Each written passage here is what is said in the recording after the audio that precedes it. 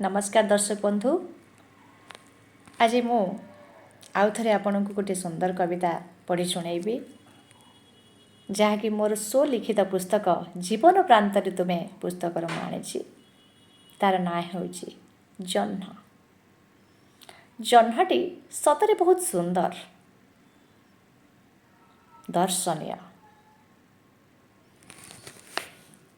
रणि फूल परी जह्नटी फुटी उठे आकाश पक्षरे। हाँ, आकाश पक्षरे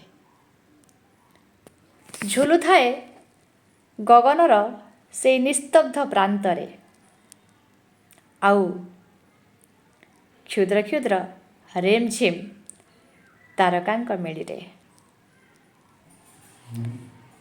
तार रिमझिम ज्योतिरे थाए से अज्ञात पुलक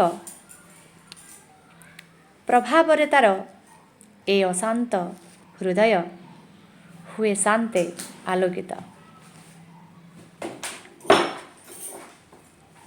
तार हिरणमय ज्योत्स्नारे थाए सही नाली गुलुगुलु हास मधुर बास्नारे थाए से पीरतीर रास।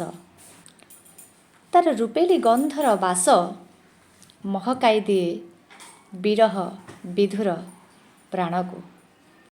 शशांकर आगमन रे ए अंबरे हुए पूर्ण गर्भा आलोकित करे समस्तंकु से सब बेले एका एका।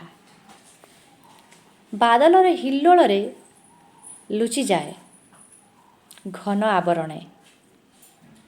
अंधारर घनघोर गर्जन संचार करे भय मनीष मनरे। शिशुर क्रंदन शांत करे सर्वरिशर प्रतिछवि। मार से जह्न मामू डाक आह शिशु पाई आनी दिए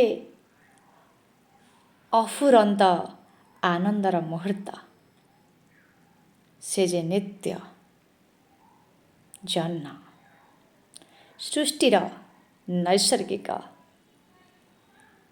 वैचित्र्य संसारर ज्योतिषम अटे महतर पदवाच्य।